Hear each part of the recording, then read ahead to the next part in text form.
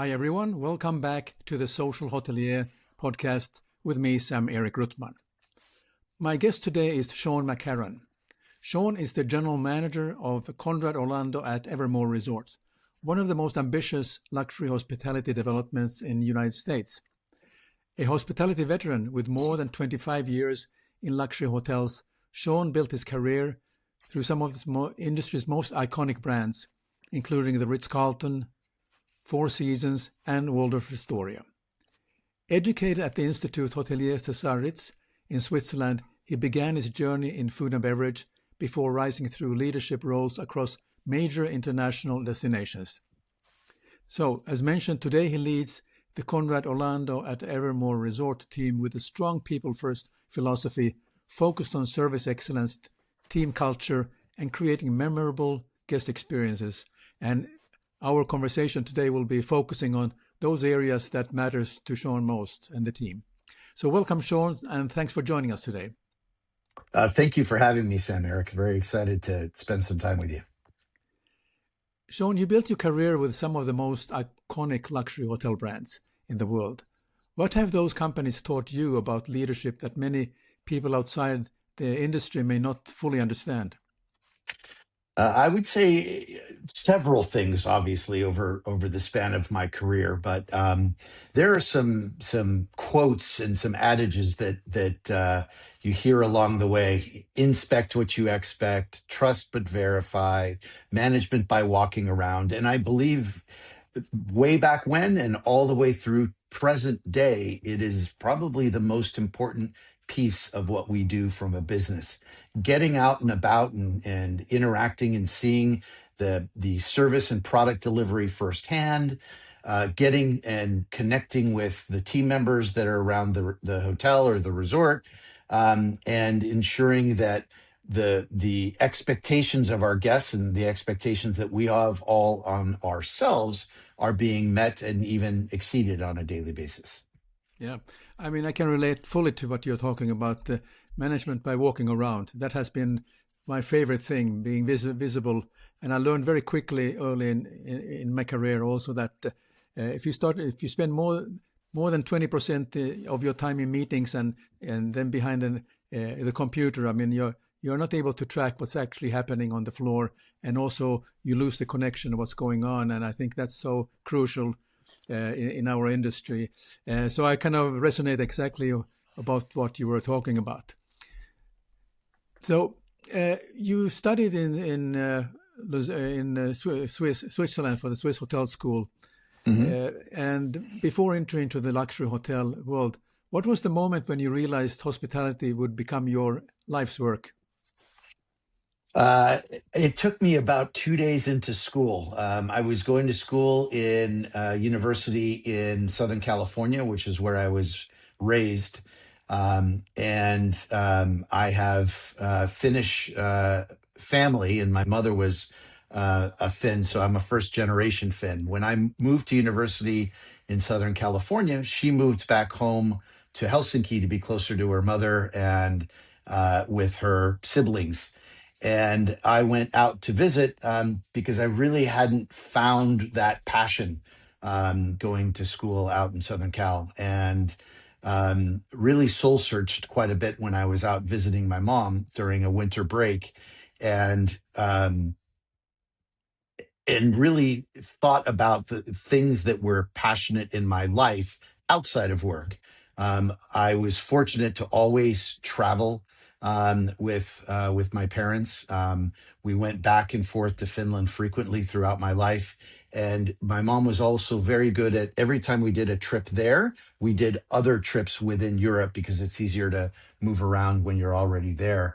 And so, looking at the fact that I love the travel industry, I've always been passionate about restaurants and wanting to try different things. I looked into hospitality and hotel schools, went and toured schools in Switzerland, found one I really wanted to get involved in and enrolled. And it was, I think, my second day there that I said, this is it. And it has been an incredible journey ever since. One of those that never has felt like work. It's always felt like a joy that I actually get paid to do. Yeah. I always ask my friends and colleagues about people who have studied let's say, in US and then studied in Europe, let's say Switzerland and hospitality. I'm always wondering what they feel is the difference in terms of studying in a European uh, situation, particularly in hospitality. Any thoughts you have on this? I mean, there obviously are maybe emphasis on different schools have different emphasis, but what's your take on it? I would say, I guess biasedly, Switzerland was where I really wanted to enter. As an American, being in Europe and learning it the European way, I thought gave a better foundation and a structure, and I'll explain why my thoughts are there. The fundamentals of how to manage a hotel or become a hotelier, I believe that structure is formulated in Europe. Hotels and being a hotelier was really founded in my mind in the European culture and the European throughout the countries. But in Switzerland in particular, not only was it very hands on and built a structure all the way through and a foundation, the internships that were part of the program and sponsored by hotels and restaurants that were are in and around Switzerland gave an opportunity to get the practical along with the theoretical and being able to apply that theoretical firsthand from a practical perspective. So the balance between the two for me was very beneficial, and especially doing it in a foreign country Yeah. as opposed to in the United Yeah. States. So, which lessons from that environment still influence how you run a hotel today? I would say a lot of what I see as I walk around, and um, the service delivery and the very intricate details of that service delivery or product delivery or both is something that I found I saw a lot and learned a lot in Switzerland. And I've taken a lot of that attention to detail and focused it on my career. I knew very early on, going to school in Switzerland, that luxury hotels is where I wanted to be. The luxury hotels agonize over the smallest detail. Yeah. And for me, that extra effort for agonizing over those details gave a sense of pride to me in my daily work. And then taking that and moving that into the hotels in which I worked, it's really building the culture around that attention to detail on a daily basis. Yeah, I mean, there's something about saying the devil is in the details, and you never can Yeah, be detailed enough. And as long as you keep it in a very positive frame of mind when you're uh, uh, with your team, that they don't feel like right. you're on their back all the time in a negative way, but actually you're showing the solution orientated, the why the important those details matter. So, yeah, many hospitality students, including myself, dreamt about working for brands like Ritz-Carlton or Four Seasons. But how did you position yourself early in your career to enter those companies?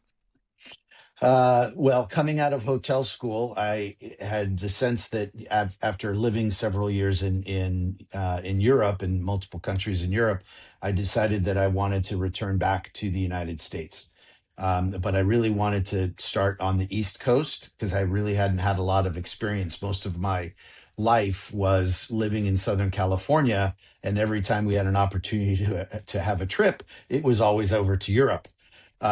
So I really wanted to experience more about the eastern side of United States. So I applied to multiple hotels as part of a management development program, and I was accepted to the Ritz Carlton in Pentagon City as a management trainee, and remained in the food and beverage, which is where my passion was at the time. Yeah. So when I graduated, I also was a choice for me because I loved food and beverage. I mean, partly because I enjoyed having a good meal and also having a chance to be in that culinary part. At that time, Hyatt was the thing, that the Mhm. Hyatt was very strong in food and beverage, and that actually pulled me in why I joined Hyatt. Uh, Ritz-Carlton, when you joined the Ritz-Carlton, was that the food and beverage their forte, or was it more of the luxury that you learned from them? A little bit of both. I think Okay. that definitely luxury. Obviously, Ritz Yeah. Carlton is a luxury hotel company, and it's all about attention to detail and inspect what you expect and trust but Mm. verify, and making sure that the product that we deliver and the service that we deliver is delivered in a manner of a luxury, engaging, personalized service that we provide for our guests. But at the same time, it was also about the attention to detail to the actual product. Now, there's a product that is the physical plant, but then there's also the product that is food and beverage. So the quality of the wine and the pairings and the quality of the food and the passion behind all of that, whether it's on the culinary side or delivering a great wine pairing with a meal. So all through my career as a food and beverage professional, that was what was most important to me. It's what I learned the most about,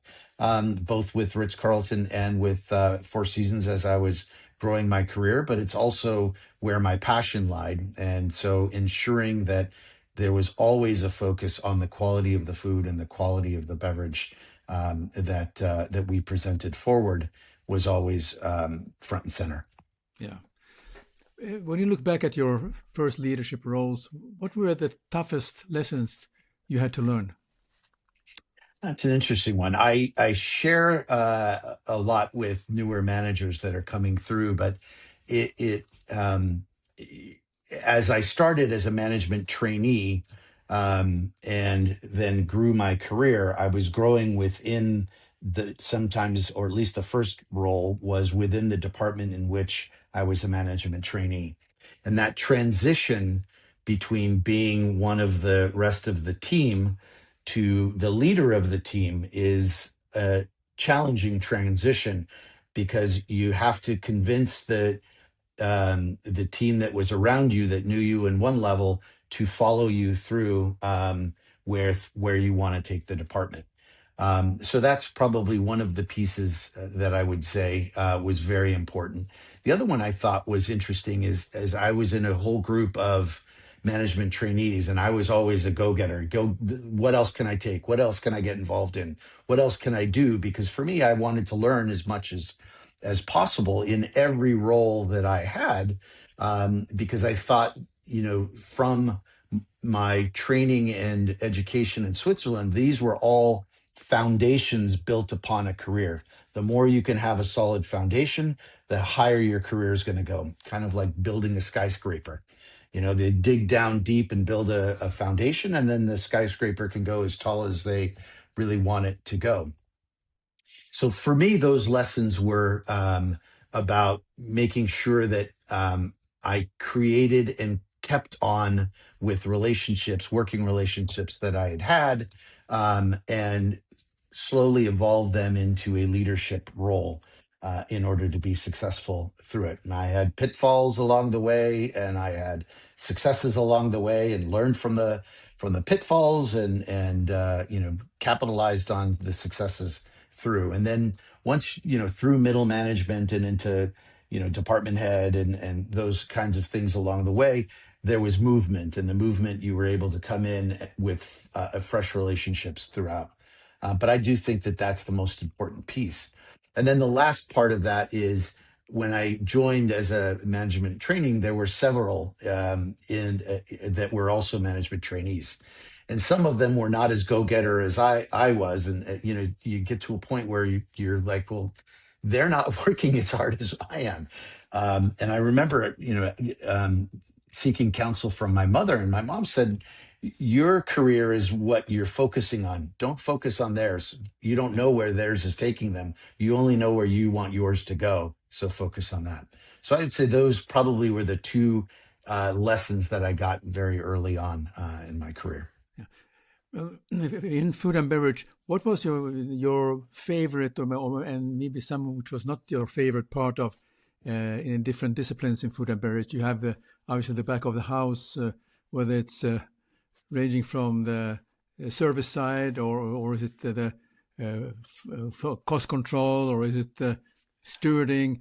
Some areas which were your favorite, and then what was your, maybe if you may say, something that you didn't look forward to do it again?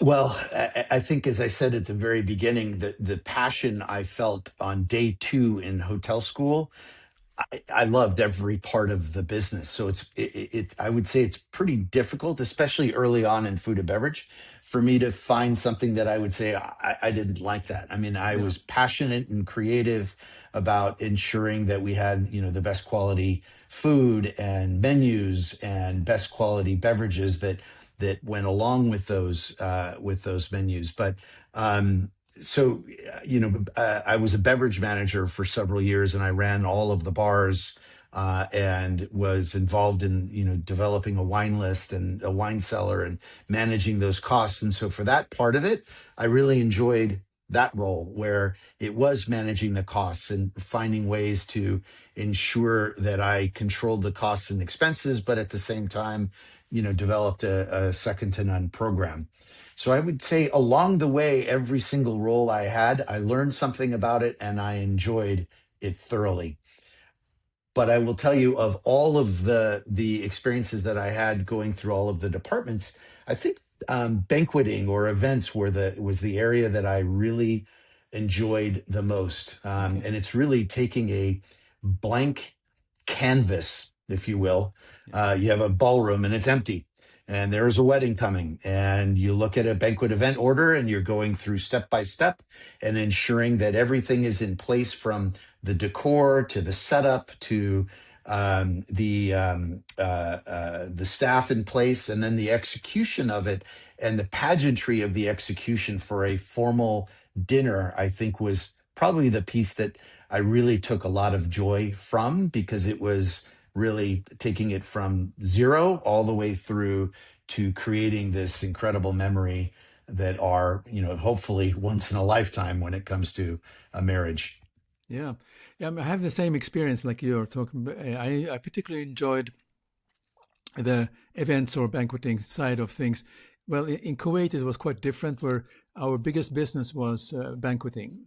And there we usually I was always got said that, oh, there are the three ladies who want to see you now in your office, and they want you to plan a wedding function for them. So okay, so then I go with a chef, and of course they have a wonderful idea. They want to say, oh, I want to have 1,001 nights, or I want to have a lot of fans, and I want to have a lot of flowers from France. I said, well, that's great ideas. We'll make it work for you. And so that's what we did. And I still have one of my fond pictures are, because the challenges they always look for, we want to have the biggest cake. And so, of course, Oh yeah. in reality, you cannot really Yeah. make a cake that big. I mean, so we did have, so my chef was very creative. So he used a lot of styrofoam and then covered with sugar. And then, Right. so the highest ones were about 3 or 4 meters at the best. And of course, That's we want to have a big fan on top. Yeah, okay, consider it done. That we did. So I share with you, there's a lot of fun memories from those days in banqueting. Yeah, it's incredible. And then, please only eat from the top two. Yeah, exactly. Don't Exactly. cut the bottom. It's the bottom, and then all the middle is foam, and then the top one is the one that they take home as the souvenir or the Yeah. memory of their of the wedding. Yeah, we've been there and done that. Yeah. I don't know if they're as large. The thought process is as large, but back yeah, definitely in the '80s, it was the grander the piece, the better it is. Yeah, exactly. So then let's go back about the leadership lessons from, you worked for some great companies, it's Carlton, Four Seasons, and Waldorf Astoria. Yeah. Each of those brands that has a reputation of extraordinary service. So how do great companies actually teach service excellence to their teams? What is there difference, or you find a kind of red thread that goes through each company? I would think to a certain level, there's a same thread. Certainly, in my mind, what would be same importance. And really, it's all about the people, and it's about the culture, and developing a culture that allows teams to grow, allows teams to be developed and develop themselves and work themselves and come to a realization that their passion is what drives that service delivery, because it is all personalized. Yeah. It is about connection. This business is about humans. So humans interacting with other humans. Yes, there's food, and yes, there are, guest rooms, and there's pillows, and there's beverage, and there's, beautiful resorts with pools and all of the things that you would get in a hotel or in a resort. But at the foundation of all of that is people. There's that service delivery, and there's the connection between the team member and the guest that is coming through, and they are trying to build a connection to ensure that they have the best experience that they can, and of course at the end of the day have incredible memories about their visit. Yeah. In your view, how do these brands build a culture that employees truly believe in? Is a certain kind of angle that they take? I mean, I have worked with people who have worked in a Ritz-Carlton, and there's a very, very clear and very strong element of that creating experience for the guests all the time. And how about the other companies that you had fortunate to work with? Well, I would say it's about the structure of how the hotels are designed, and it's about Mhm. the leadership from within, and it starts at the top, and it goes all the way through. And if you can have at the top that culture that is driven all the way through, down into the housekeeper or the steward that is working in the back of the house or in a guest room to clean it. And when I say top, I'm not talking about the general manager. That's Mm. part of the flow down to the bottom. It's really the top. And some of the most inspiring leaders that I have had the pleasure of working with are Horst Schulze at the Ritz Carlton, Isidore Sharp at Four Seasons, and Chris Nassetta here at Hilton. And that passion that they have, and that drive that they have to support and develop and be and create these work experiences for the team members, so they feel that they've got a great place to work, and they enjoy coming to work, and they enjoy the environment, and then they enjoy the service that they can deliver to the guests that are coming in. And then I think at the very end of it is the reaction that the guest has when that service is delivered and we've wowed them, or we've really made that trip special, or we understand a little bit about them and can deliver that call it wow factor to the guest. That reaction that the guests get it's electrifying to a team member. And when you can build that, all that does is drive the passion stronger within the team, because they see that there's actual results behind what they're doing from a service delivery. Yeah. You often say hospitality is a fundamentally a people business. Why do you believe that principles even more are important today than ever before? Um, you broke up a little bit. Did you say principles Yeah, well, within? why do you Sorry, believe that principle is even more important today? When I say how you often say hospitality is fundamentally a people business. it Why do you is. believe that principle is even more important today, or has it Because I always do. been? I think it always has been. I Yeah, think that as the world has changed, and the world goes through things that are life changing. We experienced, what, 6 years ago, the pandemic, where it really became isolated. Hotels were even isolated, and the connection that guests, or humans for that matter, need and want on a daily basis, we couldn't have. And I think, coming out of that, we learned a lot of lessons about, what is important to society, and what is important in hotels, and what is important to ourselves. And I think what we did find is that the connection that we lost for a couple of years while we were all as a world going through this catastrophe, is the connection is the most important piece.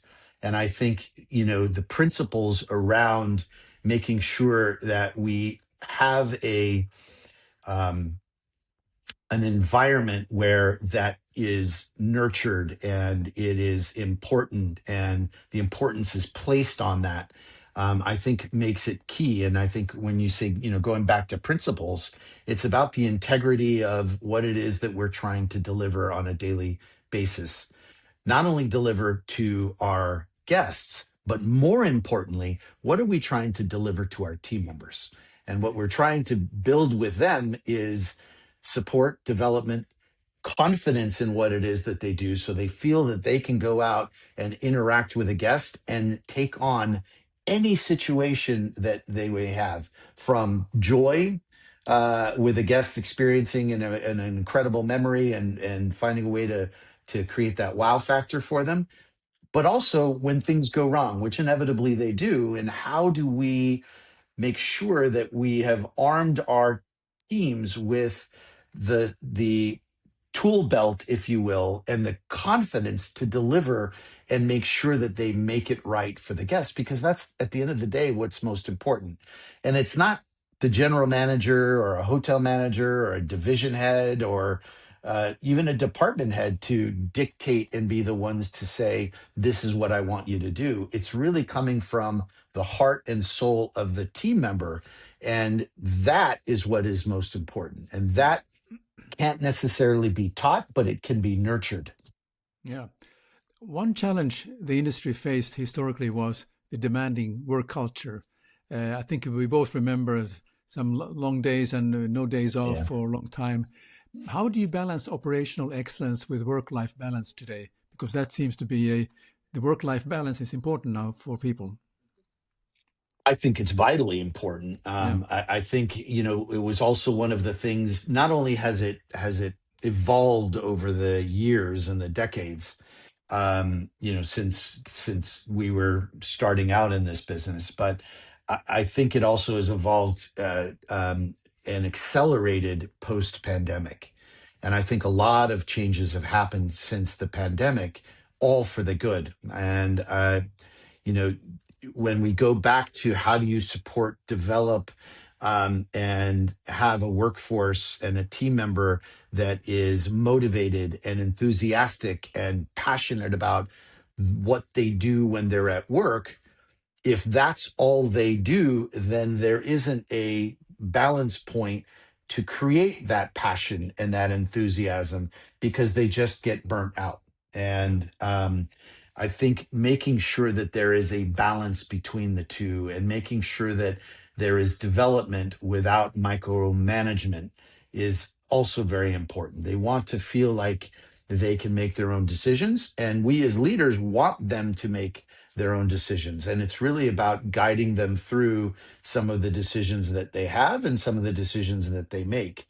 Um, we want to be engaged as hoteliers, engaged in the operation, but not micromanage the operation. We Yeah. want to know what's happening so we can support and develop, but not be there to tell people this is what you have to do at all times. Yeah. Sorry, I have energy efficient lighting. If a hotel struggles with service quality, where should leadership look first for the root cause? Well, it's, the basis of root cause is ask why 5 times, right? And then you can get to the root cause. The 99.999% of the time, in my mind, there is no malicious intent. It's an accident and it's Yeah. a mistake. And it's a misjudgment or a misread of what's important to a guest, or it's a misread of what their expectations are. And that isn't a malicious um, intent. That is just a mistake. And accidents are learned to be or meant to be learned from. And I think the key is exactly that. Let's think about what could have gone wrong. Was it an actual physical product that went wrong, or was it a judgment call that might have went wrong? If it's a judgment call, let's learn from it. Yeah. Nobody needs to be hit over the head and belittled and felt inferior for making a mistake, because we all make mistakes. Sure. There is nobody that's perfect on this planet.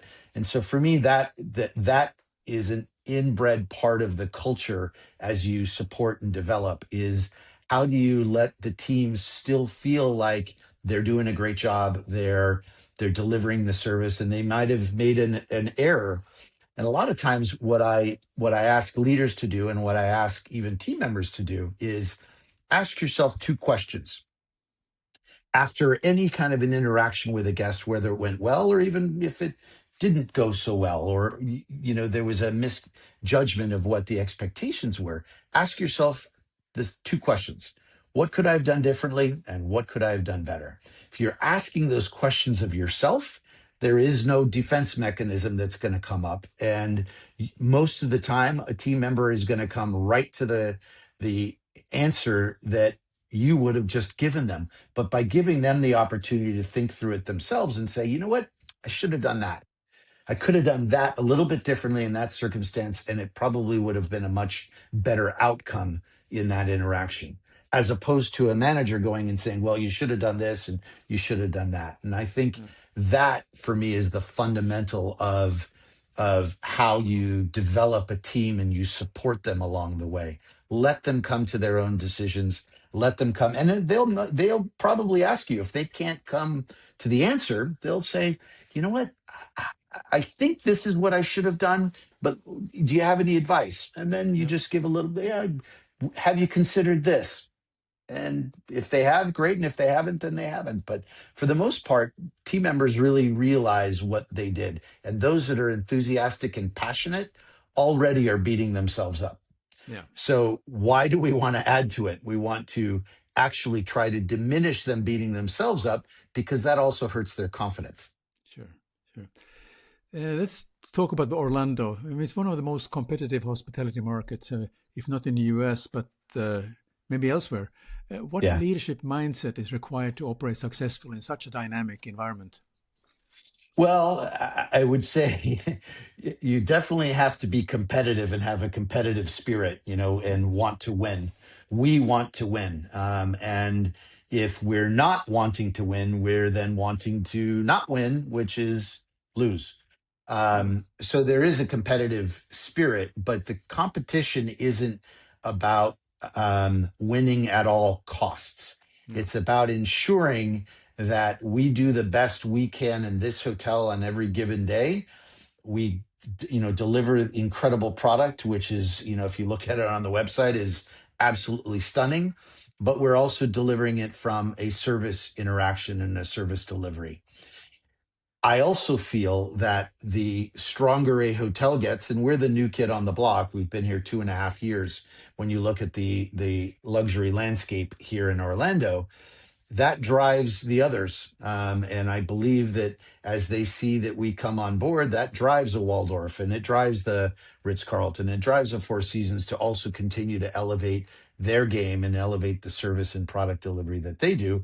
And in turn, allows me to continue to do so. So I do believe that competition is healthy in order to create a better experience for all of the guests that come to visit in this Yeah. particular market. Your hotel operates in a market that combines heavy leisure demand with large conventions, if I'm not mistaken. Mhm. How do you Mhm. design service to meet such diverse guest expectations? Because there are probably some differences what they expect if they are leisure travel on holiday with a family, or couples with a large convention. They have a different needs. Yeah, in I would say luxury hotels are smaller in nature, although in Orlando the luxury hotels that are here are larger than they normally are outside of this market. Yeah. But looking at this market as a whole, because it is so group centric as well, there is such a large mix when it comes to group versus leisure. I would say from a design of a hotel, you want to really try to keep them separate.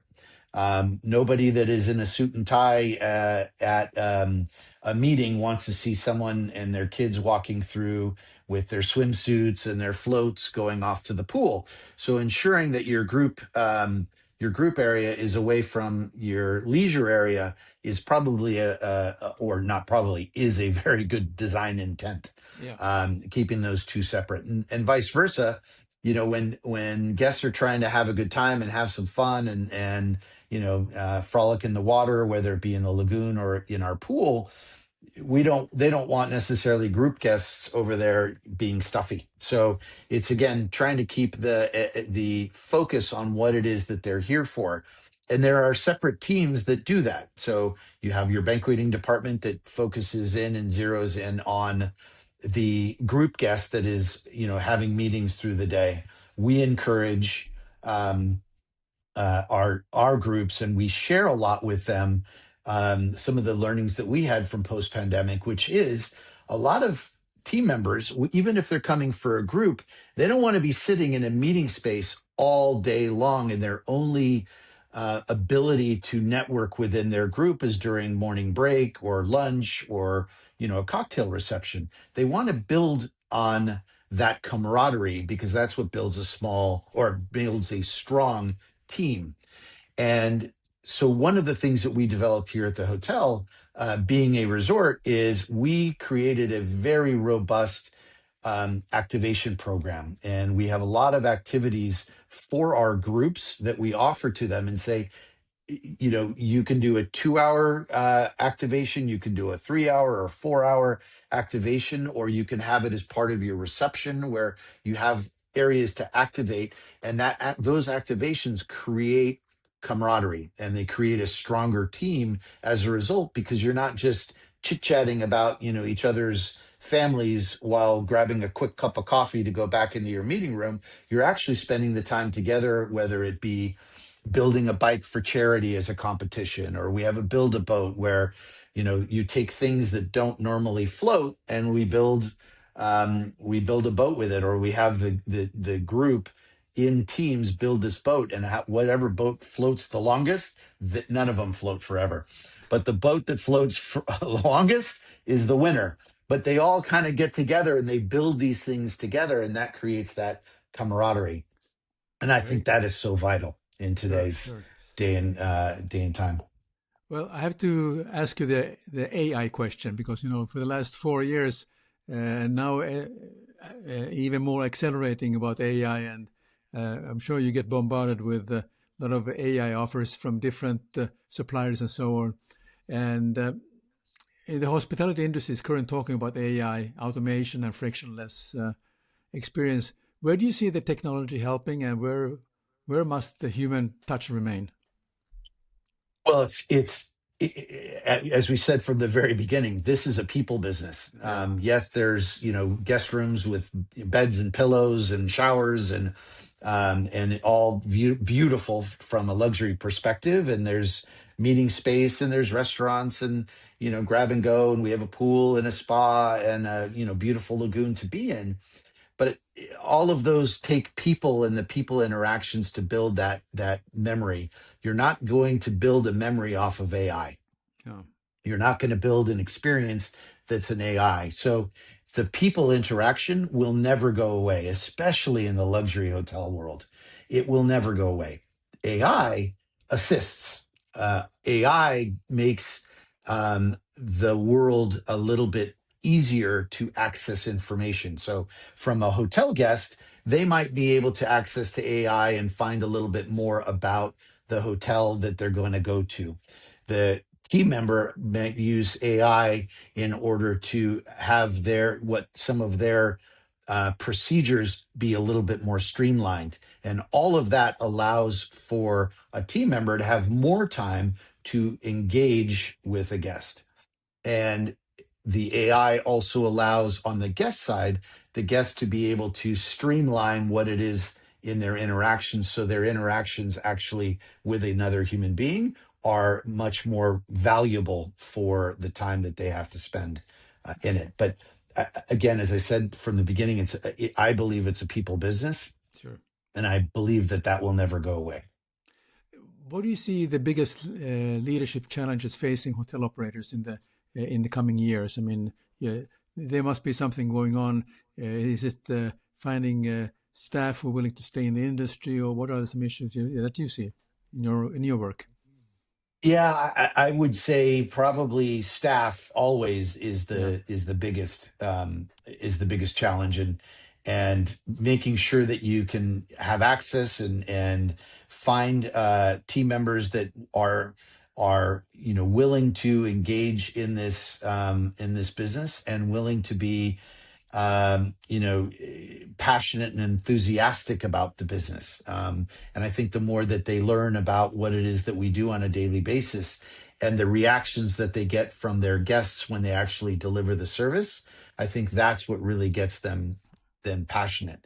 Um, as time evolves, my fear is that people become less passionate about things because they're on these things all the time on different kinds of social media challenges or channels, and um, not nurturing the interaction that you get when you have one face to face with another person. yeah. If you look at the next generation of hospitality leaders, what skills will matter most?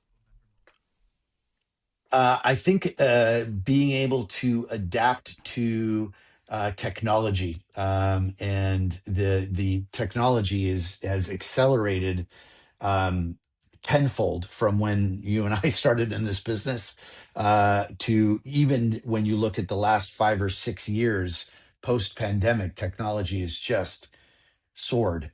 And I think so. It's being able to understand all that. I think the future generations, having grown up in that technology, will be helpful for them. Whereas, an oldie like me has to learn technology as it evolves. And this was not something that we grew up with. It's something that we came across as adults and as we were continuing through our career. But back to the human interaction and that human feeling, it's really trying to take the technology and make sure that we're not losing sight of the whole reason why we're here on Earth, and certainly here in hotels. And that's really the connections that we have with other people. Yeah, one thing I had a conversation a while ago with a hotelier, and he's also looking after retail. And the question or our conversation was about what could hospitality and hotels learn from retail. Do you have a take on that? And I think the angle I'm looking at is that if you go to one of the shopping centers or malls, or you see one of the department stores, they are changing their layouts all the time. The merchandising is changing all the time, and we see that certain hotels tend to be quite stagnant. To figure that this looks good, and now let's keep it that way. Do you feel that there are some aspects of retail that actually hoteliers could learn from? Yes. The changing of how the layout and floor plan of a retail shop is important because you want it to have a fresh feeling as guests are coming back and forth. And we do that. And it's obviously much more difficult to do that when you look at it from a hotel perspective. Yeah. You can't constantly be taking rooms out and changing the furniture around or putting in new furniture. We have that on a sequential order. What I would say is the focus and importance on change, and not staying stagnant. That is so important. And that isn't necessarily about changing your room, but it is about making sure that we're constantly working and looking to ways to be relevant, understanding what humans want, understanding what groups look for. And I gave the example of, post pandemic, a lot of the attendees that are for groups, they want to have more engagement with each other as opposed to being taught in a classroom, look at these spreadsheets or look at this PowerPoint presentation. It's a balance of the both. And for hotels, and any business for that matter, you have to continuously try to evolve, innovate, and remain relevant to your client base, whether you're, a retail shop or a car manufacturer, or, a hotelier trying to deliver that kind of service. And so not always is it the actual physical plant, but it's the service and the experiences that you get throughout that are the things that we need to continue to innovate. And I share with you a little earlier about these group activations that we do, and we do the same thing for our leisure guests, and we're constantly evolving different kinds of activations to be relevant to the guest, whether it's a competitive, taking out the competitive nature and competitive spirit in humans, where they all compete against each other or they compete as a team, or whether it's really just a relaxing environment where you can have a social encounter with each other. But the innovation and evolution has to remain constant in order to continue to evolve and remain relevant to our guests. Very good. Well, thank you, Sean. This has been our conversation about Hotelier, but now we're going to move a little bit to more relaxed mode here. Okay. I'm going to take off my jacket, but not physically. I'm just kind of mentally taking off my jacket and relax and losing my tie. And then we're going to talk. It's called Off the Mic. And then we're going to get to know Sean, the person behind the persona. That's the idea. Okay. So a few questions. Hope you bear with me. Of course. People don't know. I mean, some people don't know, or many people don't know. You have a strong connection to Finland. You mentioned about Finland and your mother and so on, and you even speak a bit Finnish, because before we start to the episode here, we had exchanged few words. My question is, what is the first Finnish phrase that comes to mind when you think about your visits in Finland? Well, it depends on the time of year, but a lot of times I go in the summertime. So I would say kaunis is the word that comes to my mind, which is beautiful. Yes. I have very fond memories of Finland, and one of the fondest I have is, I was fortunate. My parents lived in a flat right in downtown, so it was walkable. So they were in the city center, and I would go with my mom, and we'd walk down the Esplanade, which was this park that runs right through the middle of Helsinki, and it ends up down in front of the presidential palace, and they have a farmers market there. And not only is there a farmers market, but in the summer times, the fishermen dock their boats right there as the harbor comes in, and you can go get a salmon and get gravlax and get your rock salt and your fresh dill from the farmer's market, and go to have this salmon that is fresh, alive, and then cleaned, cured, and thrown the dill and the rock salt in. You put it in your refrigerator for 24 hours, and it is the most tender, flavorful salmon you will ever eat. And that, for me, I think, is every time I think of Finland, I think about that. I think about new potatoes, and I think about sidli, which is herring. Very good. Oh, my mouth is watering already, waiting for the summer. You and me both. After decades in luxury hotels, when you check into a hotel as a guest, what is the first thing you instinctively evaluate? Well, first of all, it's the first thing that you actually experience in a hotel is the service delivery. So if you're pulling up to the porte cochere, it's the greeting, it's the service delivery, not only at the front drive, but entering into the hotel. And most of the time, as you're checking into the front desk, it's that service interaction at the front desk. And that really sets the tone of what is the culture of the hotel. If you can get the service and the arrival experience where it is, it sets the tone of what that overall experience is going to be for any guest. But that's a lot of what I look for, because the beginning tone is the most important piece. And then the rest of it is the unfortunate part. And a lot of times my family make me promise not to speak about what it is I see around, but it's the attention to detail. It's the making sure that the walls and the floorboards, and as we walk through the hotel, they're all maintained and looked after, and you can see whether the team in that particular property has an attention to detail or not. Yeah. And whether they decide that they're going to look always with fresh eyes every time they look. The head on a swivel is what we all learned very early on, and that head on the swivel is what gets you looking around for things. But I have to learn to disconnect it, and I certainly have to learn with my children to zip it, because as I start to talk about those things, they're like, "Dad, we're here to have fun. We're not here to run a hotel. This isn't yours." But I would say those are the two things that I do notice. But fortunately, in my life and in my career, I've had the opportunity to stay at incredible hotels and resorts that are run by incredible hoteliers that have attention to detail, that are focused of supporting and developing the passion within their teams, and that culture that follows it, in order to have these experiences that are amazing. Yeah. Every hotel professional has a secret pet peeves. What small detail in a hotel instantly tells you whether the standards are high or not? Oh boy, pet peeves. We have a list.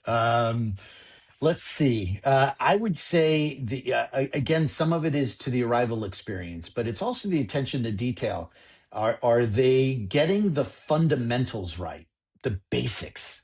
The basics is where we're at, and that's where everything starts from. And the basics sometimes is the hardest because it's the easiest one to overlook. Name usage. I can't tell you. I've been in 12 or 14 hotels, I think, in my career. I've kind of lost track. But, name usage in every hotel I've ever been at is the area that is the most challenging, even though it's right there on the piece of paper. And it's Yeah. just making sure that we remember those basics, because teams are thinking about so many different things and so many different elements. You think about a check-in process, right? I got to make sure that I get a credit card. I have to make sure that I'm talking about the benefits that each of the members would have, whether they're part of an honors program or they're part of a travel program that has different benefits, and making sure that they answer for that, and they get all the procedures done, and they get the key right and the room right and all of those pieces. Yet that one basic piece, which is just use the guest name and inquire about how is their trip in, or what do they plan on doing here, to really engage a little bit firmer, and making sure that they don't fall into the habit of transactional versus face to face and emotional. Yeah. Finland is famous for saunas. From a hotelier's perspective, what makes a truly great hotel sauna experience? Hotelic sauna experience. Yeah, that's what I'm asking. Well, I will tell you that was one of the first places I went, when, first of all, you have to call it a sauna, not a sauna. But Yes. one of the first places I went when we were building up this hotel, 4 years ago, was into the spa. And I wanted to see what that relaxation area looks like, because I do believe culturally it's so important, not only very much so for the Finnish culture, but I think as we try to share the Finnish culture and share that ability to fully relax, it's important. And I think that's what the Finns do so well, is not only the work-life balance, but the balance within focus and intensity where they need to, and the ability to disconnect even for a short time and relax. So one of the first places I went to, believe it or not, was our relaxation room here in the spa. And I saw the steam room and I saw the sauna, and I saw that and I said, well, I need some birch branches and I need some water to throw onto it, to really create that incredible experience. But that, I do believe, is one thing that the Finns get right, and that we want to, as hoteliers, uh, uh, um, allow our guests to be able to do, which is that fully disconnect and that fully relax. Yeah. If you could escape for a weekend to a Finnish summer cottage by the lake, would you relax like a guest, or start inspecting the service standards, or something else? I think when you can truly disconnect and relax, and by disconnect, I mean get rid of this thing. Um, when you can get rid of all of that and really force yourself to focus, and a cottage in Finland, which there are multiple lakes and 100,000 islands off the coast of Finland, but if you can get to a place that is isolated, most of the time there is no cell reception. And so you are focused in on just letting go. And if you can just let go, you're going to let go of everything. And really get back to the fundamentals and the basics. Is there food? Is there water? Is there kalia or beer? Yes. Is there, a nice lake and a boat, and go out and have a campfire and be together as one? I think that's the fundamental way, in my mind, how I fully relax and detach. Great. So my final question is, if people are interested to connect with you, how can they do so, and how could they reach out to you? Well, I'm on LinkedIn. I think you can Google my email address at Sean.McCarron at conradhotels.com. So either way, I've got a cell phone. I'm pretty in touch with all of the modern ways to get in touch with people. Or if you want to just come by the hotel and stop by and ask the front desk to give me a call, I'm happy to come out and chit chat. Very good. Sean, thank you very much. I appreciate you joining today's episode, and thanks for all the fantastic insight. Very, very wonderful spending time with you, Sam-Erik. Thank you for tuning in to The Social Hotelier. If you enjoy this episode, please take a moment to leave us a review, give it a thumbs up, and don't forget to hit that subscribe button to stay updated. We have an incredible lineup of guests coming your way, so stay tuned for more thought-provoking conversations. Until next time, take care and keep exploring.